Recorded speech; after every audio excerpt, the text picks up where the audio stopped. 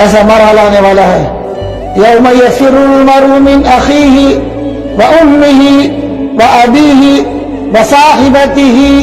وبنیہ،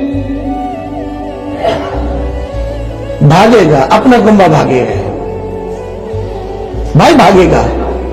بھائی تو بھائی دیکھے گا کہ یہ آ رہا ہے، نیکی مانگے گا، بھاگ جائے گا، ماں راستہ کاٹ دے گی،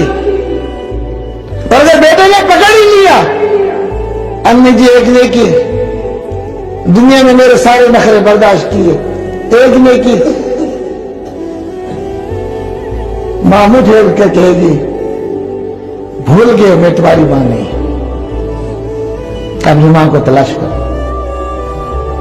کیسی نیکی۔ ایک عجیب عالم ہوگا، امام الانبیاء کے بعد انبیاء میں سب سے بڑا مقام ابراہیم خلیل اللہ کا ہے، انبیاء میں امام الانبیاء کے بعد سب سے بڑا مقام خلیل اللہ کا ہے۔ محشر ہے، خلیل اللہ عرش کا پائے پکڑ کر کہیں گے ربی نفسی لا اسألک غیرہ، بس اپنے بارے میں سوال کرتا ہوں، الہ العالمین